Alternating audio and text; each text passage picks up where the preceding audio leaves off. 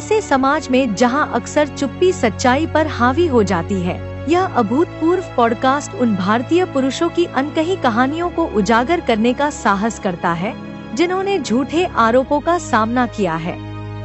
न्याय के लिए एक अथक आवाज विनोद तिवारी द्वारा होस्ट किया गया पॉडकास्ट सामाजिक और कानूनी पूर्वाग्रहों से जूझ रहे लोगों के कच्चे और वास्तविक अनुभवों पर प्रकाश डालता है।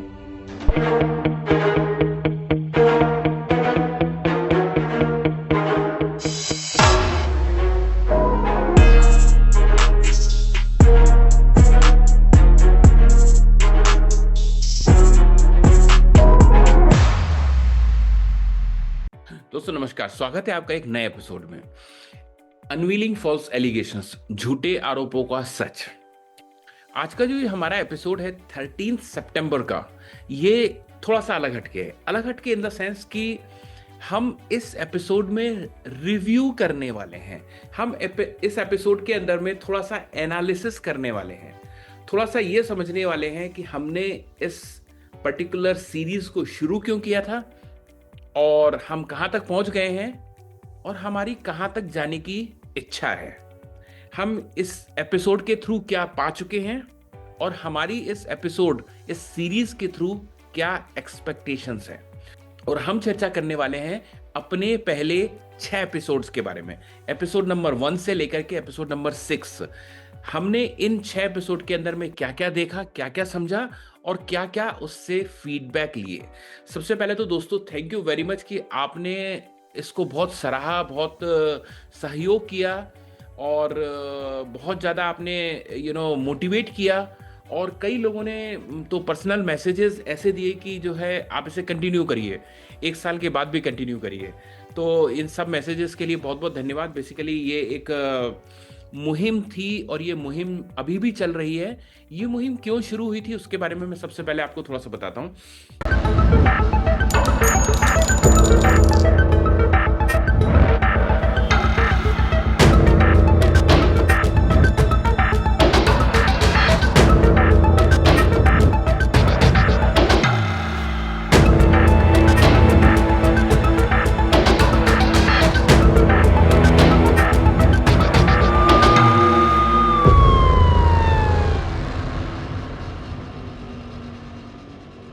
दोस्तों आपको शायद याद होगा, आपको पता होगा कि 8 दिसंबर का दिन था। बहुत अच्छे से बीता सब कुछ, लेकिन उसी रात के अंदर में कुछ ऐसा घटित हुआ जिससे पूरी दुनिया दहल गई, पूरा भारत दहल गया, सभी लोग दहल गए, स्पेशली पुरुष समाज। हुआ क्या, ये तो आप जानते हैं कि 9 दिसंबर को सभी को पता चला कि एक काबिल इंजीनियर जो कि मशीन लर्निंग और आर्टिफिशियल इंटेलिजेंस का इंजीनियर था, अतुल सुभाष, उसने अपने आप को हैंग कर लिया था, उसने अपने आप को सुसाइड कर लिया था। और उसने सुसाइड का रीजन जो बताया वो बहुत ही ज्यादा दर्दनाक था। दरअसल सभी लोगों को कहीं ना कहीं पता ही है ये बात कि आज हमारे भारत के अंदर में जो लॉज हैं वो बेसिकली बाइज्ड लॉज हैं। बेसिकली एक ही महकमे को सपोर्ट करते हैं और उसी वजह से आज ये इनबैलेंसिंग हो गई है। और ये जो इनबैलेंसिंग हुई है इसकी वजह से बहुत सारी घटनाएं हर रोज घटित हो रही है, लेकिन हमारी कानों में बहुत कम जाती हैं। और इसी सीरीज के दौरान में एक ऐसी घटना आई जिसने लोगों की नींद उड़ा दी और इसने मजबूर कर दिया, इस केस ने मीडिया वालों को ये चीज को बाहर लाने के लिए। अदरवाइज मीडिया अभी तक शांत था, मीडिया को बहुत सारे किस्से मिलते थे, लेकिन मीडिया भी को भी कहीं ना कहीं प्रेशर था, फेमिनिज्म की तरफ से, महिला की तरफ से, गवर्नमेंट की तरफ से, सरकार की तरफ से, पुलिस और न्याय व्यवस्था, सभी की तरफ से। तो ये जब सभी व्यवस्थाएं एक ही दिशा में सोच रही थी, एक ही दिशा में काम कर रही थी, तो वहां पर एक ऐसा केस आया जिसके अंदर में बहुत बड़ी एक वीडियो रिकॉर्डिंग थी, बहुत बड़ा लेटर था और कुछ ऐसे कोट्स थे जो कि आज भी जिंदा हैं, जैसे जस्टिस इज ड्यू, जैसे कि मैं एटीएम नहीं बनना चाहता। तो कुछ ऐसे चीजें बनी जिससे कि पुरुष समाज की जो व्यथा थी वो बाहर निकल के आ गई और लोगों को ये बात सोचने पर मजबूर होना पड़ा कि ये कहीं ना कहीं सच है। और ये बात को मीडिया को भी मानना पड़ा और मीडिया वालों ने भी बाहर निकाली, तब जाकर के ये चीजें थोड़ी सी बाहर आई। और दोस्तों सभी लोग दहल गए थे, लेकिन मैं अपनी यदि बात करूं तो मुझे लगा कि मैं क्या सकता हूँ, मतलब मैं क्या ऐसा कुछ हेल्प कर सकता हूँ जिससे कि एक व्यक्ति की और जान बच जाए, सिर्फ एक व्यक्ति की जान बच जाए। एक अतुल सुभाष भी बच गया तो समझिए कितना कितना कितना बड़ा योगदान होगा। आप सोच के देखिए कि देश का कोई महान नेता की बात करिए, देश के कोई महान खिलाड़ी की बात करिए, या कोई साइंटिस्ट की बात करिए, या कोई फिल्मी कलाकार की बात करिए, यदि वो नहीं होता तो आज कितना सूनी होती वो इंडस्ट्री, कितना कुछ वैक्यूम होता उस पर्टिकुलर इंडस्ट्री के अंदर में। एक वो व्यक्ति की वजह से धूम मचा रखी है।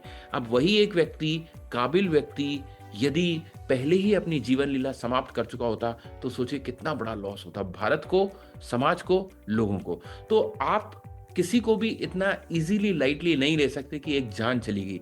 वो जान कितनी ज्यादा वैल्यूएबल थी इसका अंदाजा तो शायद कोई भी नहीं लगा सकता। आज जितने भी महान लोग हैं, क्या वे बचपन में इतने महान थे, क्या वो यंग एज में महान थे, लेकिन वो आगे जाकर के महान बने। तो हर एक व्यक्ति की सांस लेना, हर एक व्यक्ति का जिंदा रहना बहुत जरूरी है। और वो जिंदा रहना शायद उनको मजबूर करता है कुछ इस तरीके की फैमिली एनवायरनमेंट की, एब्यूजेस की, हैरेसमेंट से, ताकि वो लोग अपने आप की लाइफ को खत्म कर लेते हैं। दोस्तों, इसकी शुरुआत कहाँ से हुई, हम थोड़ा सा समझने की कोशिश करते हैं, एनालिसिस करते हैं कि ये सब कुछ हुआ कैसे और हो कैसे रहा है। दोस्तों, आप शायद जानते होंगे कि जो मार्केटिंग फिलॉसफी होती है वो ये होती है कि हम अपने किसी के भी माइंड पे कोई चीज को बार बार हिट करते हैं, बार बार वही चीज दिखाते हैं, सुनाते हैं, दिखाते हैं, सुनाते हैं बहुत समय तक, तो वो एक सच बन जाता है। यानी झूठ भी सच बन जाता है। उसको बोलते हैं माइंड वॉश हो जाना, उसको बोलते हैं ब्रेन वॉश हो जाना। तो ऐसा कुछ हमारे साथ बहुत समय से होता हुआ है। मैं आपको थोड़ा सा पीछे लेके चलता हूँ और आपको समझाने की कोशिश करता हूँ कि हमने अभी तक में जो बॉलीवुड मूवीज देखी हैं, हम सभी लोग मूवीज से बहुत इन्फ्लुएंस रहते हैं। मूवीज को इतना सच मानते हैं कई लोग कि वहां पर मैंने देखा है कि भगवान की मूवी होती है तो वहां पर हाथ जोड़ना शुरू कर देते हैं, कोई इमोशनल मूवी होती है तो वो रोना शुरू कर देते हैं, कोई एक्शन वाली मूवी होती है तो वो जोशीले हो जाते हैं। तो मूवीज से हम अटैच हो जाते हैं। और ऐसी कुछ मूवीज हमने कई सालों से देखी है जिसके अंदर में ये ऐसा बताया गया है, ऐसा दिखाया गया है कि जो स्त्री है, जो नारी है, जो महिला है, वो बहुत ही बिल्कुल नाजुक होती है, वो बहुत ही सुंदर होती है, वो बहुत ही, उसकी जो काया है वो बिल्कुल संगमरमर की तरह होती है, वो बहुत सेंसिटिव होती है, वो बहुत कोमल होती है, वो बहुत सपोर्टिव होती है, वो बहुत दयालु होती है, वो बहुत हेल्पफुल होती है।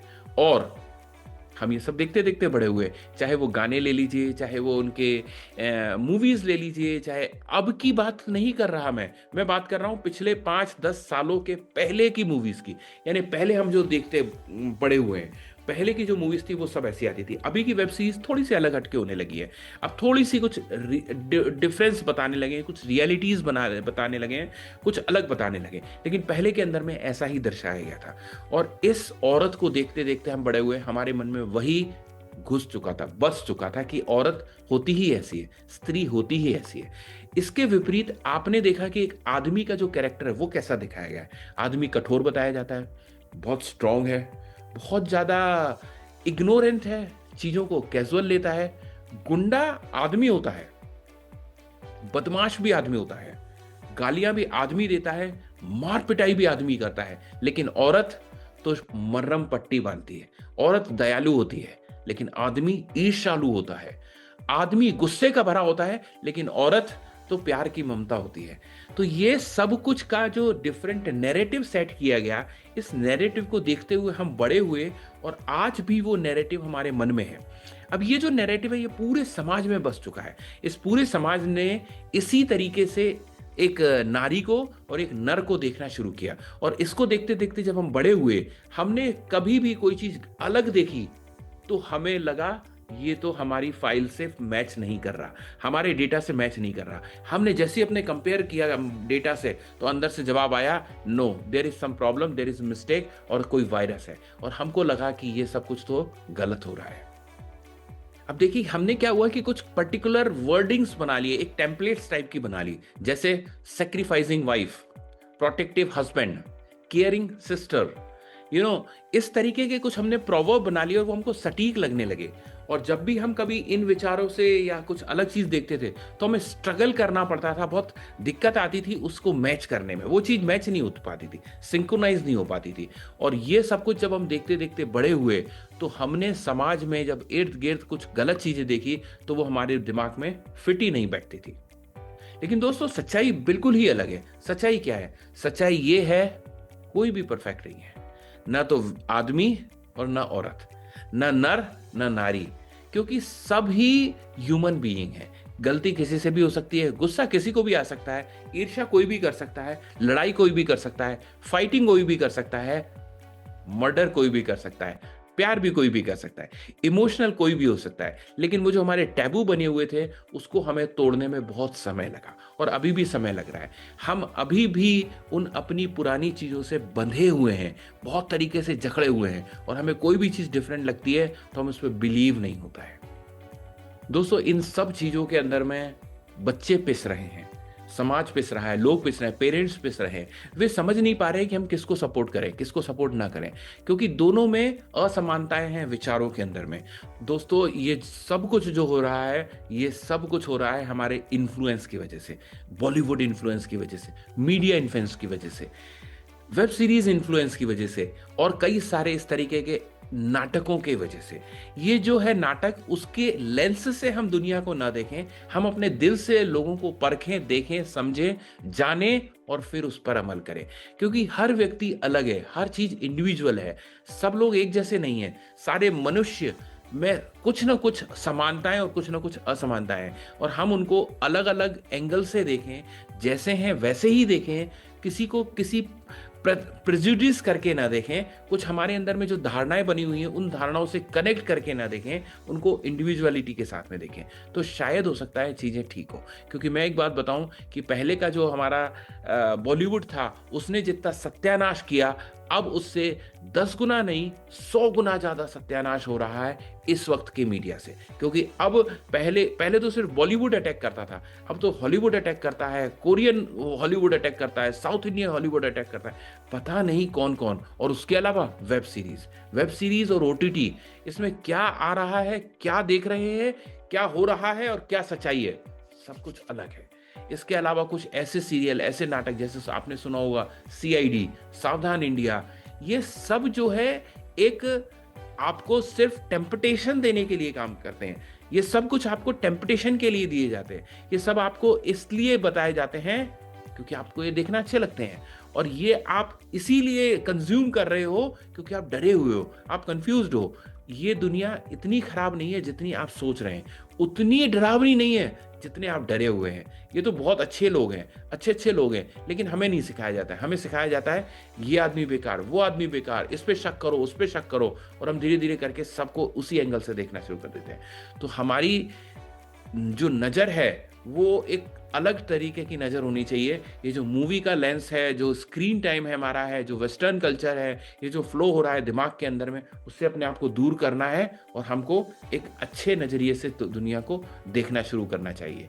अब हुआ क्या दोस्तों, 8 दिसंबर के बाद में 9 दिसंबर आई और 9 के बाद 10 आ गई। लोग धीरे धीरे उस चीज को हजम करने लगे। अतुल सुभाष एक इतिहास बन गया था 31 दिसंबर को, क्योंकि लोग मगन हो गए थे नया साल मनाने के लिए। 31 दिसंबर, 1 जनवरी को लोगों ने नया साल मनाया, लोग भूलने लगे, और वो चीज़ शायद मीडिया के अंदर में भी धीरे धीरे पीछे चली गई, क्योंकि हमारी मेमोरी बहुत शॉर्ट मेमोरी होती है, हम बहुत जल्दी चीज़ों को भूल जाते हैं, मिस आउट कर जाते हैं, नई चीज़ को ले लेते हैं, और यही सब कुछ हुआ। लेकिन आप एक माँ का दर्द, एक पिता का दर्द नहीं समझ सकते जब तक कि वो चीज़ आपके साथ खुद घटित ना हुई हो।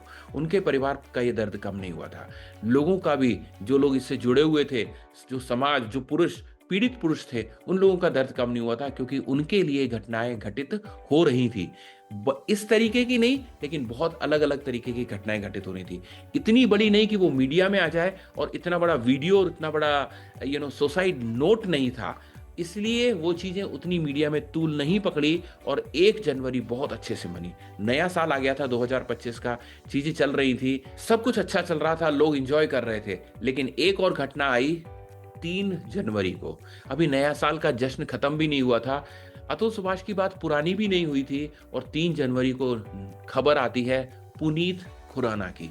उसने क्या स्टेटमेंट दिया, उसने बोला कि मैं अब अपने ससुर को, अपने सास ससुर को, बीवी के ताने सुन सुन करके मैं परेशान हो गया हूं और अपने सास ससुर को 10 लाख रुपए और नहीं दे सकता। मैं पहले बहुत पैसा दे चुका हूं। बेकरी बिजनेस का स्मार्ट सा यंग पुनीत खुराना ने खुदकुशी कर ली, और वो भी रात में, बहुत लेट नाइट।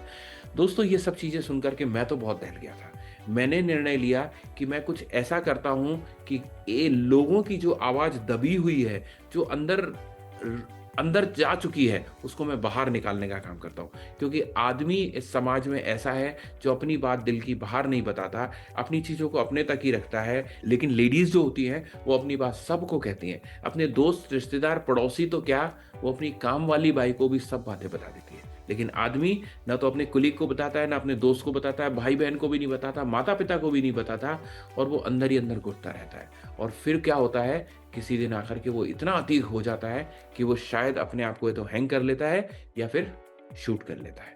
तो दोस्तों, ऐसा एक अतुल सुभाष और पुनीत खुराना ना हो, ये सोच करके हमने एपिसोड शुरू किया था। और हमारा जो पहला एपिसोड प्रकाशित हुआ था, प्रसारित हुआ था, वो हुआ था 11 जनवरी, यानी कि दूसरा रविवार। हमने डिसाइड किया कि हम एक महीने में सिर्फ 2 एपिसोड बनाएंगे, और वो भी सेकेंड सैटरडे और फोर्थ सैटरडे में रिलीज करेंगे। और हमने अपना ये जो एपिसोड्स हैं वो 2 पॉडकास्ट पे रिलीज करने का प्लान किया, एक तो एप्पल पॉडकास्ट, एक स्पॉटिफाई, और इसके अलावा हमारा ये एपिसोड यूट्यूब पे भी आता है। तो ये 3 जगह हम पॉडकास्टिंग करके इसको लाइव करेंगे। हमने सबसे पहला एपिसोड शुरू किया अमृतपाल जी से। अमृतपाल जी के बारे में आपको बताता हूं। दोस्तों, अमृतपाल जी का किस्सा सुनकर के बहुत ही मन व्याकुल हो गया था। एक्चुअली हमने शुरुआत ऐसे करी थी कि हमने बहुत सारे लोगों को आमंत्रित किया था, और हमारी एक्सपेक्टेशन से ज़्यादा लोग आ गए थे, और हमने कई लोगों के इंटरव्यूज़ लिए, उनको समझा, उनके केसेस के बारे में जाना, और इवन कुछ लोगों की तो रिकॉर्डिंग्स भी हमने कर ली थी। लेकिन बाद में फिर हमने उसे प्रकाशित नहीं किया, क्योंकि वो हमें उस लेवल के नहीं लगे। इवन जैसे एक वसंत भाई जो सीआरपीएफ से थे, उनके बारे में भी हमें उससे भी ज़्यादा सेंसिटिव केस लगा अमृतपाल जी का, जो कि एक ब्रांच मैनेजर थे। ब्रांच मैनेजर, रिटायर्ड, एक अच्छे लेवल से, 70 साल से ज़्यादा उनकी एज थी, और वो इस एज में भी परेशान होकर के जी रहे हैं। और वो क्यों जी रहे हैं? क्योंकि उनकी जो दूसरी शादी हुई थी, पहली शादी में वो अपनी पत्नी को एक्सीडेंट में खो चुके थे, लेकिन जो दूसरी शादी उन्होंने करी थी, वो दूसरी शादी एक ऐसी औरत के साथ करी थी कि उसे सपोर्ट कर सकें। उस लेडी के लिए, सपोर्ट के लिए उन्होंने शादी करी, और वो लेडी ने उनसे बोला कि हम लीगल तरीके से और बड़े तरीके से बाद में शादी कर लेंगे, अभी हम एक नॉर्मल शादी करके रहना शुरू कर देते हैं। ये मान गए, इन्होंने ओके कर दिया। इनके भी बच्चे थे, उसका भी बच्चा था।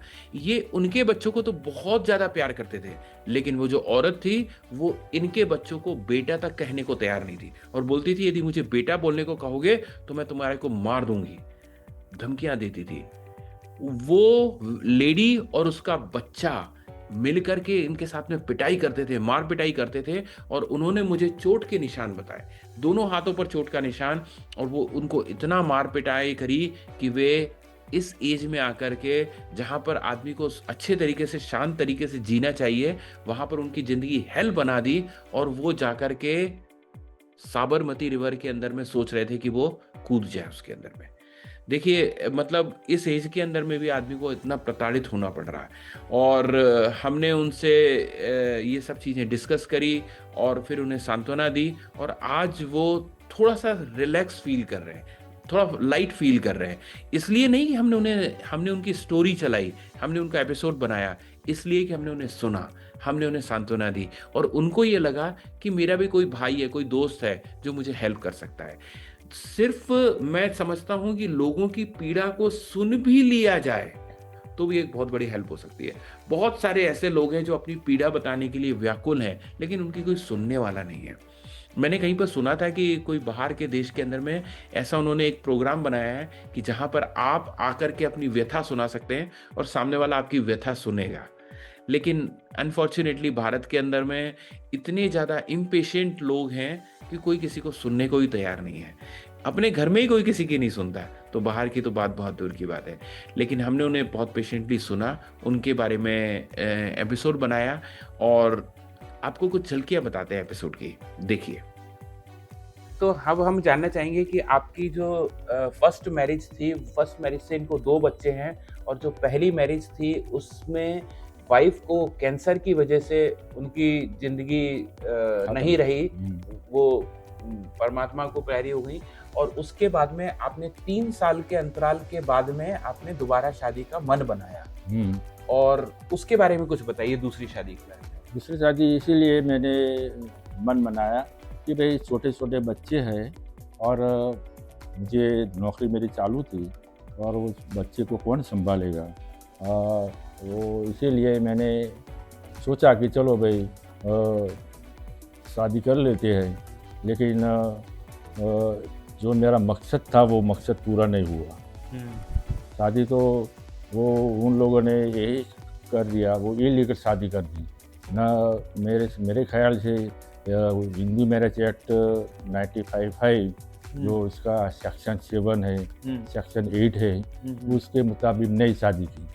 ओह, तो मैं आपको रोकना चाहूँगा। मैं समझना चाहता हूँ कि आपकी जो दूसरी शादी थी वो शादी लीगल रूप से नहीं हुई? नहीं, इलीगल शादी थी। ओहो, आपको हम बोलना चाहेंगे कि आपने पहले भी अच्छा इस वक्त में पॉजिटिव बने रहे और आपने स्ट्रांग बने। हाँ, रहे। मैं स्ट्रांग आगे बन भी गया। स्ट्रांग बनिए। मैं कभी सुसाइड नहीं करूँगा। बहुत बहुत बहुत बढ़िया। मैं नहीं करूँगा सुसाइड और मैं उसके सामने लड़ूंगा। हम सब लोग आपके साथ में हैं। मैं तो भगवान से प्रार्थना करेंगे कि सब कुछ आपकी ज़िंदगी में खुशहाली आए दोबारा से। और शायद मुझे लगता है कि आपकी ज़िंदगी की जो उम्मीद की किरण है वो आपके बच्चे हैं, एक बेटा और एक बेटी। बस आप उन्हीं के परिवार को आगे बढ़ा करके शादी करके उनके कर सकते हैं। और दूसरा, मैं न्याय प्रणाली से, पुलिस प्रणाली से बोलना चाहूँगा कि ऐसे व्यक्ति के लिए आपके पास में क्या जवाब है? क्या है कोई जवाब? दोस्तों, हुआ क्या है, ये एपिसोड बनाने के बाद में बहुत सारे त्योहार आए। त्योहार वो तो आने ही हैं, आने और जाने हैं। जैसे लोहड़ी आया, संक्रांति आई, उत्तरायण आया, लोगों ने खूब घूम मचा करके पतंगे उड़ाई, बहुत एंजॉय किया। और न केवल ये, बल्कि गुरु गोविंद सिंह जी का जन्मदिन आया, विवेकानंद जी, सुभाष चंद्र बोस, इन सब की जयंतियां मनाई हमने। और इसके बाद में हमारी मुलाकात हुई एक ऐसे शख्स से जो कि सूरत से चल के अहमदाबाद आए अपनी कहानी बताने के लिए। लेकिन वे कुछ इतने परेशान थे, सहमे हुए थे कि वे अपनी आइडेंटिटी शो नहीं करना चाहते थे। तो उन्होंने थोड़ा सा मास्क लगा करके अपनी बात बताई। और 25 जनवरी को हमने अपना सेकेंड एपिसोड लॉन्च किया, जो कि 4th सैटरडे था। दोस्तों, सेकेंड एपिसोड के अंदर में जो हमारे पास शख्स आए, वो शख्स की कहानी बहुत ही अलग थी। एक ऐसी कहानी जो कल्पना से परे थी। उन्होंने हमें बताया तीसरी शादी के बारे में। हम बड़े अचंभित हो गए। हमने कहा तीसरी शादी, और वो भी आपकी दिक्कत भरी हुई। तो उन्होंने बताया कि जो दूसरी शादी थी, वो दूसरी शादी हमारी जो है तुड़वाने के लिए या उसको कंप्रोमाइज़ करवाने के लिए, डिवोर्स दिलवाने के लिए जिस लेडी एडवोकेट को हमने कांटेक्ट किया था, वह लेडी एडवोकेट हमारे को बोलने लगी कि मैं आपसे प्यार करती हूँ, बच्चों को भी बहुत प्यार दूंगी और मेरे से आप शादी कर लीजिए। ये सारा कुछ समझ करके इन्होंने कर ली शादी। जो तीसरी पत्नी थी, लेडी एडवोकेट थी, उसने शादी करी, सब कुछ बढ़िया चलता था, इन्होंने खूब इंजॉय किया, बच्चों ने एक्सेप्ट कर लिया, सारे घर ने एक्सेप्ट कर लिया, इनको अच्छा लगने लगा और ये बड़े खुश हो गए कि चलिए अब मेरी ज़िंदगी की गाड़ी चल पड़ी। और अच्छी ही चल पड़ी, सब कुछ बढ़िया चल रहा था। और ये बताते हैं कि एक दिन वो बोलने लगी कि मेरे को मम्मी से मिलने के लिए जाना है। तो उन्होंने बोला चलो मैं मम्मी के पास छोड़ के आता हूँ। ये मम्मी के घर पे गए, मतलब अपने ससुराल में गए, वहाँ पे जाकर के वाइफ को छोड़ा। और वहाँ पे जब वाइफ को छोड़ा तो वहाँ पर वो कहने लगी कि अब मुझे वापस नहीं जाना। तो ये परेशान हो गए, उन्होंने कहा वापस नहीं जाना, तो ऐसा कैसे। इन्होंने अपने मीडिएटर से बात करी, अपनी सास से बात करी और सभी लोगों ने समझाया, लेकिन वो कहने लगी अब मुझे वापस नहीं जाना। और उसने फिर जो है उनके ऊपर में एक FIR कर दी। और FIR क्या करी, FIR यदि आप सुनेंगे तो आप दंग रह जाएंगे। उसने FIR ये करी कि मेरे पति ने पुलिस कमिश्नर के जो कैमरे होते हैं उसको हैक करके, उसके जो कैमरे होते हैं उसको हैक करके मेरी लाइव लोकेशन को उन्होंने ट्रेस किया। यानी ये इल्जाम वो अपने पति पे नहीं बल्कि पुलिस महकमे पे लगा रहे हैं, समाज मतलब पूरी व्यवस्था पे लगा रहे हैं कि आपका जो कैमरा है वो कोई भी हैक कर सकता है। ठीक है। और आश्चर्य वाली बात कि ये जो कंप्लेंट थी वो पुलिस वालों ने बैठ करके लिख ली। यानी पुलिस वालों को यही नहीं पता कि वो क्या लिख रहे हैं, जो औरत बता रही है बस उनको लिखना है और लिख करके उस पर अमल कर देना है आंख मीच करके। सिर्फ औरत ने उन्होंने बोला है, लेडीज ने बोला है, इसलिए दैट्स ऑल। ये उनके ऊपर में शायद इस तरीके का प्रेशर है कि जो लेडी बोलती है आपको उसका प्रूफ नहीं मांगना, आपको उसका कुछ एविडेंस नहीं लेना है, और जो बोले बस वो कर लेना है, और उन्होंने वो किया। तो ऐसी कुछ कहानी बड़ी आश्चर्यजनक है, और वो सब कुछ चल रही है। फिर उसके 3-4 दिन के बाद न्यूज़पेपर, लोकल न्यूज़पेपर में ये पूरी कहानी मेरी छप गई थी नाम के साथ। माय गुडनेस, ये क्यों, ये किसने छपवाया? ये तो हमें भी नहीं पता कि उन लोगों को कहाँ से आई। मैं वहाँ पे न्यूज़पेपर में जाके भी बोला तो वो लोग बोल रहे कि भाई हम ये डिस्क्लोज नहीं कर सकते। माय गुडनेस, एक आदमी जिसने कि वो गुनाह ही नहीं किया और उसके बारे में गलत गंभीर आरोप महिला वकील द्वारा लगाए जाते हैं, और वही चीज न्यूज़पेपर में आती है, और आप इससे समझ सकते हैं कि एक व्यक्ति विशेष की छवि धूमिल करने का एक कितना गंभीर षड्यंत्र और प्रयास है, जो कि बात अभी तक कोर्ट में लंबित है, जो कि प्रूव भी नहीं हुई है, लेकिन वो न्यूज़पेपर में आ जाती है, और उससे डेफिनेटली आपकी जिंदगी में, आपके व्यवसाय में किस तरीके के इफेक्ट आए ये न्यूज़पेपर में आने से? न्यूज़पेपर आने से मेरा जो इंश्योरेंस का बिजनेस चलता था उसमें भी काफी प्रॉब्लम आई। मेरे कस्टमर जो थे वो मेरे पे ट्रस्ट रखते थे, वो ट्रस्ट भी कई जगह पे मैंने खो दिया है। माय गुडनेस, कौन है इसका जिम्मेदार? कौन है इसका जिम्मेदार कि एक आदमी जिसका कि अभी तक वो साबित भी नहीं हुआ है गुनाह, और जो कि झूठा गुनाह था, पब्लिक कैमरे को हैक करके लाइव लोकेशन अपने मोबाइल पे लेकर के भेजने वाली बात। What a big surprise. मेरी लड़ाई तो अभी चल रही है, क्योंकि मुझे दूसरी पिटिशंस डोमेस्टिक में भी आ रही है। डोमेस्टिक में गंभीर आरोप थे, और उसने खुद एडवोकेट होते हुए भी, और उसने पिटिशनर और फरियाद में लिखा है कि मैं वकालत करके अपना गुजराना मैं अपना खुद का भरण पोषण कर रही हूँ। अच्छा। फिर भी एक मेंटेनेंस लेने के लिए डोमेस्टिक वायलेंस एक्ट में बोल रही है अच्छा। कि मैं कमाने के लिए असक्षम हूँ। ओह अच्छा। मैं कमाने के लिए नहीं, लेकिन मैं अपना भरण पोषण करने के लिए मैं असक्षम हूँ। अच्छा। पिटीशन में उसने ऐसा लिखा है। हाँ। और मैं उससे ज्यादा जीवन जी रही हूँ। अच्छा। अगर वकील होते हुए 22 साल के 21 साल की प्रैक्टिस है उनकी, अच्छा। अनुभव है, उसके बाद भी अच्छा। दूसरे एडवोकेट की यहाँ पे सर्विस कर रही है। हाँ। उसका पगार आते हुए भी वो असक्षम जो है, तो उसको सक्षम किसे कहा जाएगा? वाह भाई वाह।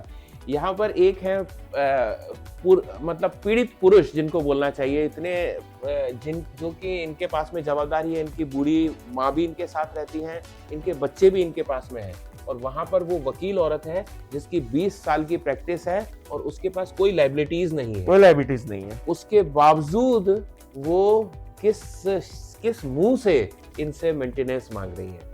वाकई बहुत आश्चर्य वाली बात है, और ये आश्चर्य एक प्रश्नवाचक है हमारे जुडिशियल संस्था के ऊपर, हमारे पुलिस की व्यवस्था के ऊपर में, और हमारी समाज की व्यवस्था के ऊपर में। दोस्तों, इस कहानी को हमने देखा, बहुत परेशान हुए, कैसे कैसे लोग हैं, किस तरीके की यानी उनकी मानसिक प्रवृत्तियां हैं, कैसे कैसे केस करते हैं। ये सब कुछ हुआ। 26 जनवरी आया। 26 जनवरी गणतंत्र दिवस मना बड़े हर्षोल्लास से, सब लोगों ने मनाया जैसे कि शायद ये बहुत बड़ा दिन हो। लेकिन वहाँ पर कुछ लोग ऐसे थे जो अभी भी मानसिक समस्या से, घरेलू प्रताड़ना से परेशान थे। मैं औरतों की नहीं, मैं आदमियों की बात कर रहा हूँ। आदमी लोग परेशान थे, और आदमियों को सुनने वाला कोई नहीं है। दिक्कत ये नहीं है कि प्रॉब्लम आदमियों के साथ हो रही है, दिक्कत ये है कि आदमी की सुनने वाला कोई नहीं है। ना तो कोई मंत्रालय है, ना कोई आयोग है, ना ही आदमी का कोई टोल फ्री नंबर है। लेकिन हाँ, लेडीज के लिए प्रोटेक्शन के लिए बहुत कुछ बनाया हुआ है, और वो उसका बड़े बढ़िया तरीके से फायदा उठा रही है। जो चीज उसके प्रोटेक्शन के लिए बनाई गई थी, अब वो उसे वेपन की तरह यूज कर रही है, और वो इस समाज के अंदर में बड़े बढ़िया तरीके से बदला ले रही है। धंधा बना लिया है एक्सटॉर्शन का, मनी एक्सटॉर्शन का। एवरी सिंगल डे हजारों केसेस ऐसे आते हैं। कोई बात नहीं, हमारा तीसरे एपिसोड की तैयारी थी, फिर हमने कई सारे जगह के अंदर में लोगों से बात करी, डिस्कस किया। हमारे तीसरे एपिसोड के लिए हमने चुना शिवम चौधरी। बहुत यंग है, ज़्यादा एज नहीं है, लेकिन बहुत पढ़ा लिखा, बहुत इंटेलिजेंट, और एक सरकारी नौकरी का मुलाजिम। और वो व्यक्ति एक बहुत पावन जगह से आता है, अयोध्या नगरी से। जब उसने अपनी कहानी मुझे बताई तो मैंने कहा कि मैं आपकी कहानी जरूर प्रकाशित करूंगा। और उसने बताया कि उसकी पत्नी जिस अवस्था में थी, मतलब उसने मतलब दिखने विखने में सुंदरता कुछ भी नहीं था, लेकिन फिर भी उसने हाँ करी, उसके साथ में शादी करी, उसके साथ में 7 फेरे लिए और उसके साथ में सब कुछ दुख सुख में साथ देने का पूरा प्रण लिया। हुई शादी, सारे कुछ चलने लगा, लेकिन कुछ समय के बाद में वो बताता है कि वो प्रेशर करके उसको अलग ले गई, अपने फैमिली से उसने दूर कर दिया, पेरेंट्स से दूर ले गई, अकेले रहने लगी। उसने वह भी सब कुछ किया और बाद में वो मानसिक प्रताड़ना इतनी करने लगी, और न केवल मानसिक प्रताड़ना बल्कि वो कुछ जादू टोना या जो इस तरीके का कुछ तांत्रिक वाली चीजें होती हैं उसमें आ गई, और उसमें फंस करके उसने अपने पति को बाथरूम और लेट्रिन यानी मल मूत्र पिलाया खाने में। Can you believe it? आप सोच सकते हैं आज की पढ़ी लिखी नारी 21वीं सदी के अंदर में भी इस तरीके की मानसिक प्रताड़ना से जूझ रही थी, और तांत्रिकों के चक्कर में आकर के उसने अपने पति का यह हाल किया। पूरी की पूरी जो सलाह मिलती थी, जो सारा कुछ बताया जाता था, वो उसके बहन के द्वारा, उनके पेरेंट्स के द्वारा, और वो इस तरीके से सिर्फ यहाँ पे बैठ करके वो एक्ट करती थी। फिर केस किया, बहुत कहानी आगे चली, और आज की डेट में वो बताता है कि वह इस कदर बदला लेने पे उतारू है। कहती है कि मैं खुल्लम खुला बोलती है कि मैं तेरे को हराने के लिए एक के ऊपर एक के बाद एक केस करूंगी, और तेरे लिए कुछ भी करने को मैं तैयार हूं। तेरे को हराने के लिए मैं एक वकील, एक पुलिस के साथ में रात भी गुजार दूंगी, और उसको प्लीज करके मैं तेरे ऊपर मैं केस करवाऊंगी। यानी येन केन प्रकारेण मैं तेरी दुश्मन बन चुकी हूँ, मैं खून की प्यासी बन चुकी हूँ। ये हाल है औरतों का, लेडीज का, महिला का, वह महिला का जिसको हम प्यार की देवी मानते थे, जिसको हम कोमल हृदय वाली एक सज्जन स्त्री का रूप देते थे। भारत के अंदर में, सनातन के अंदर में, हिंदू समाज के अंदर में नारी को कभी भी अवहेलना नहीं की गई। नारी की हमेशा इज्जत की गई, नारी को हमेशा ऊपर रखा गया। नारी हमारे देवता भी होते हैं। आप देखेंगे तो हमारे देवी देवताओं के अंदर में बहुत सारी देवियां भी हैं। हमारे समाज के अंदर में कभी भी नारी जात पर कोई भी प्रताड़ना नहीं की गई। बहुत अनंत कालों की से भी बात ले लें, झांसी की रानी का नाम ले लें, अहिल्याबाई का नाम ले लें, किसका नाम आप लेना चाहते हैं? और मैं दूसरे जो धर्म है उनकी बात नहीं कर रहा हूं, मैं अपने धर्म की बात कर रहा हूं। लेकिन फिर भी नारी को ये लगता है कि पुरुष ने हम पे अत्याचार किए और हमें उसका बदला लेना चाहिए, और यही सब कुछ आज की डेट में भी चल रहा है, जो कि बहुत ही असहनीय है। जी सर, वो हमारे खाने में लेटरिन मिला के खिलाती थी, हमारे पानी में जब मैं ड्यूटी से आता था तो अपना पेशाब मिला के पिलाती थी, और उसकी बहन कह रही है कि जो शौच का पानी होता है इनके जो है सब्जी में मिला के खिलाना, जिससे इनके ऊपर लगा हुआ भूत ठीक हो जाएगा। God, oh my God, unbelievable. पढ़े लिखे समाज में इतना अंधविश्वास, और वो भी एक पढ़े लिखे डॉक्टर की बीवी बन करके आई है, उसने भी कुछ बेसिक एजुकेशन ली हुई है, और फिर भी ये बोल रही है कि लेटरिन खिलाना, बाथरूम पिलाना। वेरी जी सर, उसके बाद सर इनका यहाँ पे मतलब ये कारनामे बंद नहीं हुए, तो उसमें जो है मतलब ऑडियो में वो बोल रही है जो है मतलब उसकी बहन कह रही है, फूफा जी बता रहे थे कि हमारे मम्मी के साथ नाजायज संबंध है, जिस कारण से जो है इनकी माँ ने हमारे ऊपर भूत कर दिया है। उस भूत को भगाने के लिए हमको लेटरिन खिला रही थी। राम, आपकी मम्मी के साथ में वो संबंध का हम लगाया आपके ऊपर। हाँ, और वो चीज को हटाने के लिए, भगाने के लिए जो तांत्रिक ने बोला कि आप लेटरिन बाथरूम खिलाओ। हाँ, उसके बाद फिर जो है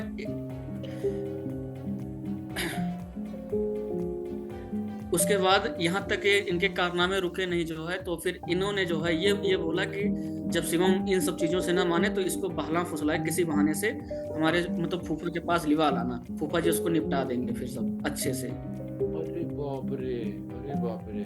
जी, ये पूरा क्लियर रिकॉर्डिंग है। ये सब चीजें जब यहाँ चली गई तो उसने अपने सबूत को मिटाने के लिए उसने अपना फोन तोड़ दिया था।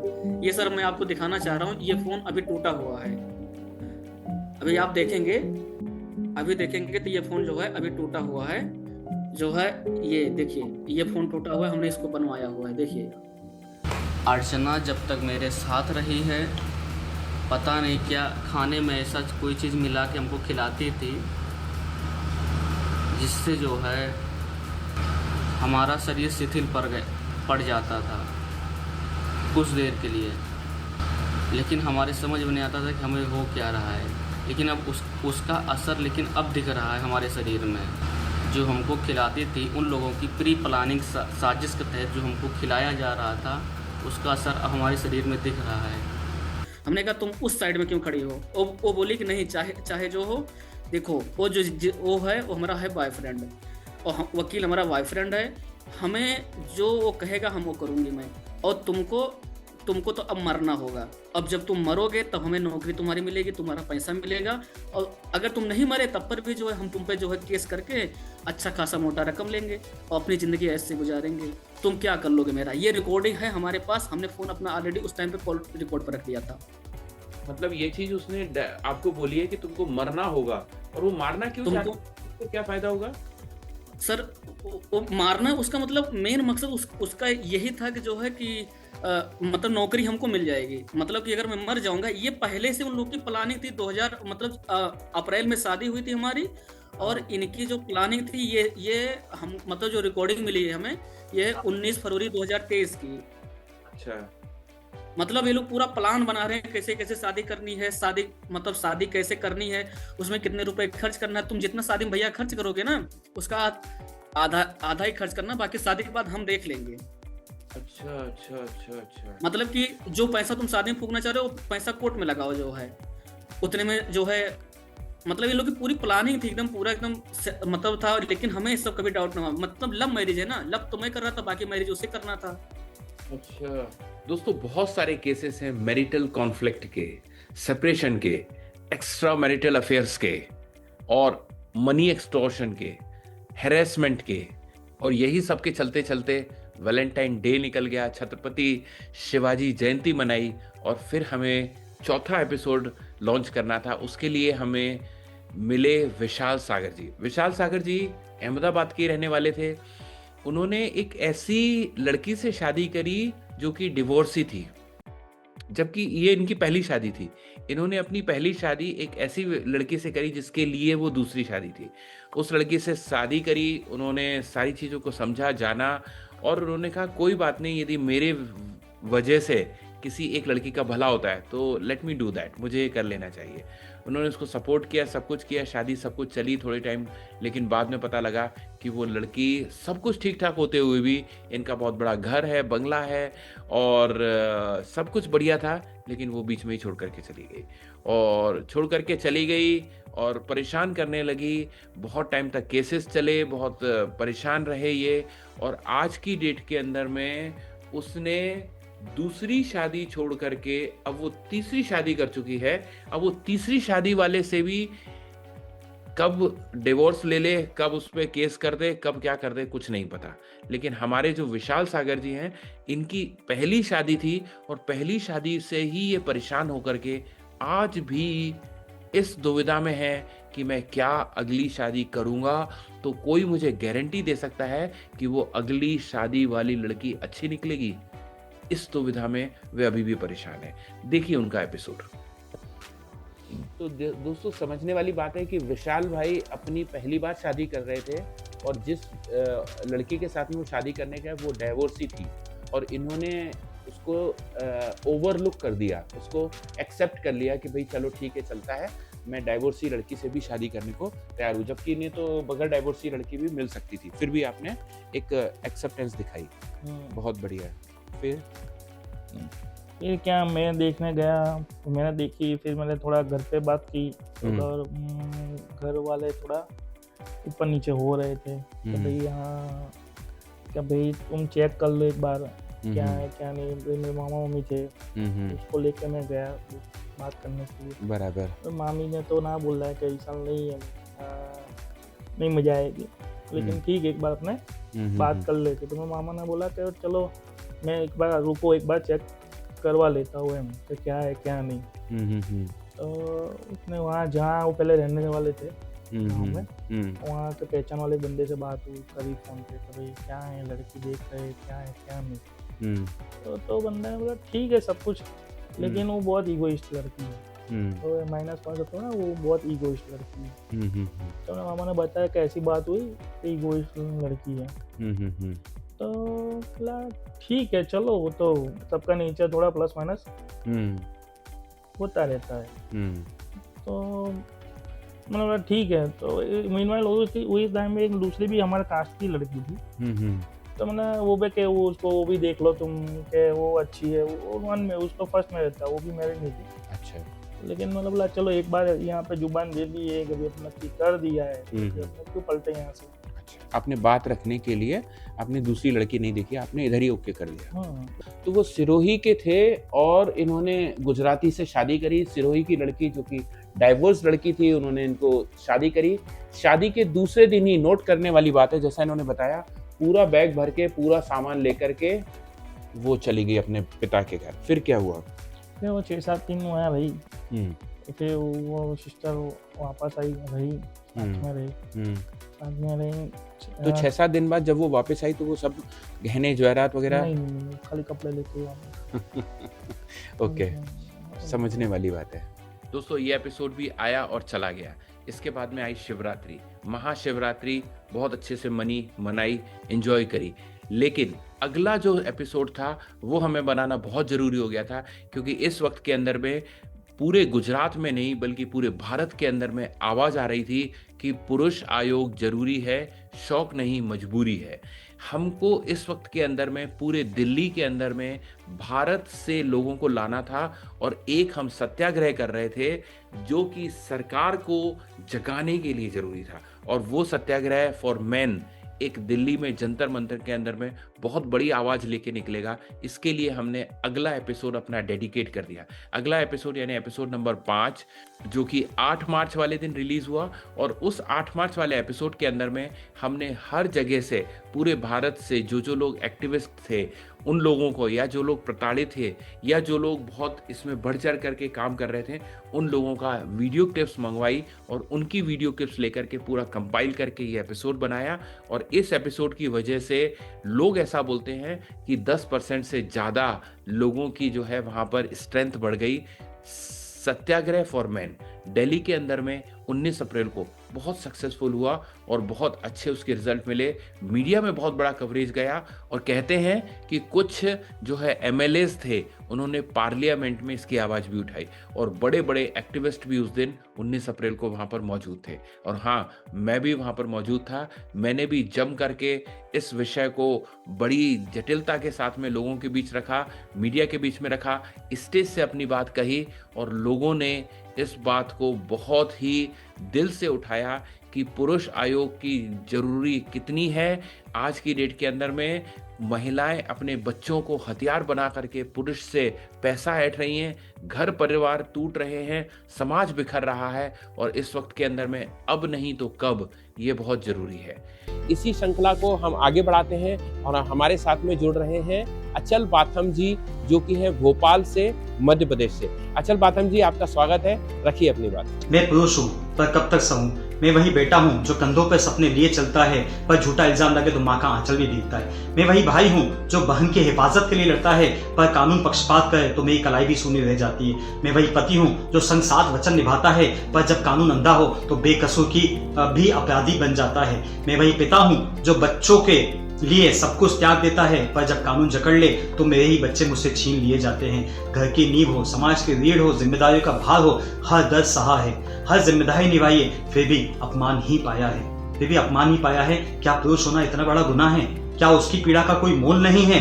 अगर रिश्तों में खड़ा है पुरुष तो उसके लिए इंसाफ क्यों नहीं है? लड़के बेचारे झूठे, लड़कियां जा रही हैं, खुद घूमती हैं, खुद अपने मेकअप और इसके पैसे के लिए लड़कों के साथ में कई अफेयर चलाती हैं। जब वक्त आता उन्हीं को फंसा देती हैं, वही जेल जाते हैं।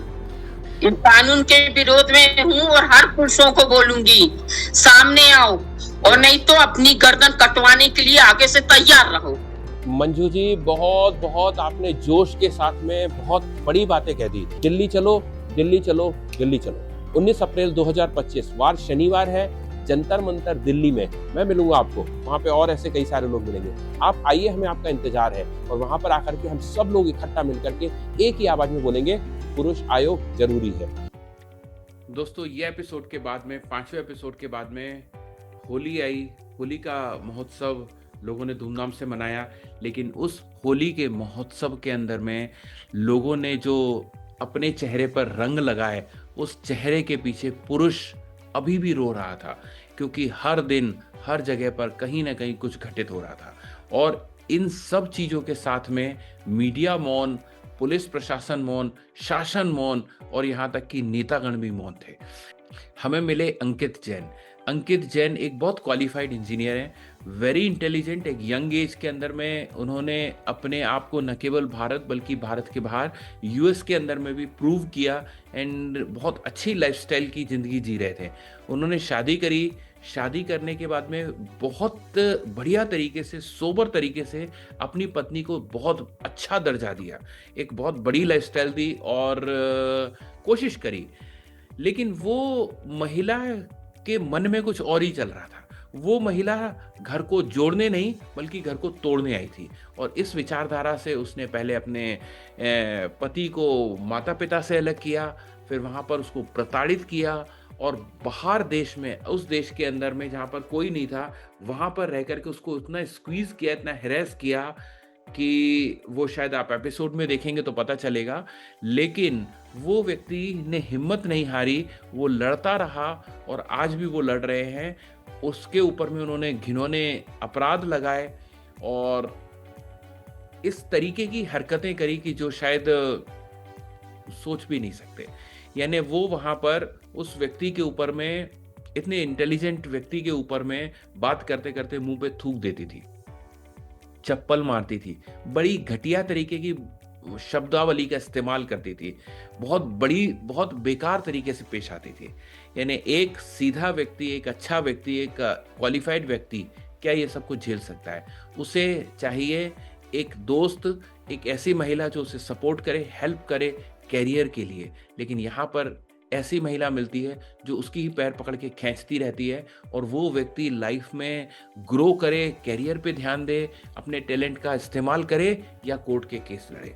ये सब कुछ तो हमारी सरकार को देखने की ज़रूरत है, क्योंकि आज का यदि हमारा टैलेंटेड युवा सिर्फ कोर्ट के चक्कर लगाता रहेगा, फैमिली प्रॉब्लम्स में ही घिरा रहेगा और फिर जाकर के बाद में या तो अपनी हत्या या फिर आत्महत्या कर लेगा या फिर उसका मर्डर हो जाएगा, तो ये सब कुछ कैसे चलेगा? दोस्तों, ये कहानी जो है कुछ लोगों की नहीं है, ये कहानी आपके आस पड़ोस की भी है, ये कहानी आपके मोहल्ले की भी है, ये कहानी आपके रिश्तेदार की भी है। आप यदि झांक करके देखेंगे तो आज हर जगह पर कहीं ना कहीं पर ये हो रहा है, जो पहले कभी नहीं होता था। भारतीय समाज के अंदर में दूर दूर तक हमने कभी भी इस तरीके के डिवोर्स, इस तरीके की घरेलू प्रताड़नाएं, इस तरीके के मुकदमे और इस महिला का जो घिनौना स्वरूप है, जो सिर्फ पैसे की भाषा जानती है और पैसे पाने के लिए अपने पति के साथ कुछ भी हरकत कर सकती है, ऐसा हमने पहले तो कभी नहीं देखा। ये सब कुछ पाश्चात्य सभ्यता है जो हमारे ऊपर में हावी हो रही है। ये एक बहुत बड़ा एक तरीके का प्रकोप है। ये देखा जाए तो एक बहुत बड़ा षड्यंत्र है जो हमारे ऊपर में चल रहा है, लेकिन इससे हमको समझने की जरूरत है। हम अब नहीं जग पाएंगे तो कब जगेंगे? क्या तब जगेंगे जब हमारा पूरा हिंदू समाज, हमारा सनातन समाज, हमारा भारतीय समाज, हमारी सभ्यता खत्म हो जाएगी? क्या हम चाहते हैं कि हमारे समाज के अंदर में पुरुष प्रताड़ित होकर के हत्या और आत्महत्या का शिकार बन के खत्म हो जाए और आगे जाकर के जो नए पुरुष, जो युवा हैं, वे इतने डर जाएं कि वे शादी करने से ही डरे? ये सब कुछ अच्छा नहीं हो रहा है। ये हमें और आपको सोचने की, देखने की जरूरत है। दोस्तों, कहने के लिए बहुत कुछ है, बातें बहुत सारी है, लेकिन इस एपिसोड में बस इतना ही। आपसे मुलाकात होगी अगले एपिसोड में एक नए व्यक्ति के साथ में, एक नए चेहरे के साथ में और एक नई कहानी के साथ में। तब तक के लिए हम आपसे आग्रह करते हैं कि यदि आपने अभी तक इस चैनल को लाइक और सब्सक्राइब नहीं किया है तो वो करें और इस संदेश को बहुत सारे लोगों तक पहुंचाएं, क्योंकि यह संदेश मेरे और आपके लिए नहीं बल्कि हजारों लोगों के लिए जरूरी है। इसकी मेहनत तो हम कर रहे हैं बनाने में, लेकिन सिर्फ आपको इसको शेयर करना है एक व्यक्ति की जान बचाने के लिए। पता नहीं कौन व्यक्ति हो जो इसकी जान बच जाए। तो दोस्तों, इसी मैसेज के साथ में हम इस एपिसोड का समापन करते हैं। अगली बार आपसे फिर मुलाकात होगी। नमस्कार।